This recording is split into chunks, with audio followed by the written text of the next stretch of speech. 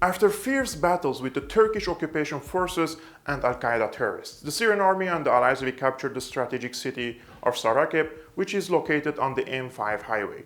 This military offensive was very costly for the Syrian army because the Turkish side used sophisticated attacking drones. However, the Syrian army declared the closure of the airspace over Idlib and sent short-range air defenses to the north. Historically, Syria installed most of its air defenses in the south because the main enemy is Israel. But since Erdogan declared his intention to re-establish the Ottoman Empire and sent occupation troops to the north, it was of vital importance to protect the ground forces of the Syrian army against the second largest army in NATO. Now, I want to focus on an issue that concerns the Europeans in general and the Germans in particular.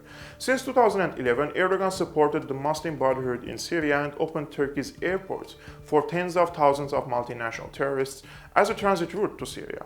Not a single European official dared to talk about this issue, although they know quite well that Erdogan has played a major role in the refugee crisis in Europe and therefore the rise of the far-right groups. These European officials always blame Putin, Assad, and anyone except for Erdogan. Why? Because Erdogan has a strong influence over European politics. Whenever a European country dares to criticize Erdogan, the latter opens his borders for tens of thousands of refugees to flee to Greece and then to Western Europe. Any rational person would call this a weaponization of the refugees.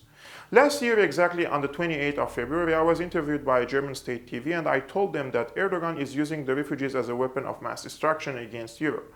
The German public TV twisted my words and told its audience that I portray the refugees as a weapon of mass destruction.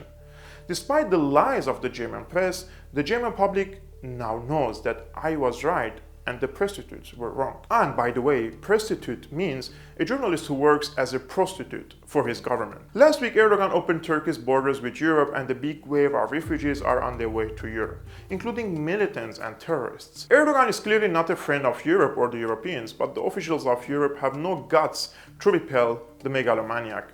For example, instead of condemning Erdogan for destabilizing Europe, the German foreign minister criticized the offensive of the Syrian army and Russia against internationally designated terrorist groups and called for a ceasefire with the terrorists and expressed sympathy with Erdogan. Even in the current clown world, you would be hard-pressed to find a worse statement than this. What's wrong with the European officials? What's wrong with the German officials? I may understand that Turkey is a NATO country and the other member states should show support. But what if Turkey is harming you, blackmailing you, terrorizing you? Is this a kind of ally Europe wants to have? I've been your host, Kevork Almasyan of Syriana Analysis. Credit goes to the Patreon community that supports this channel financially on a monthly basis.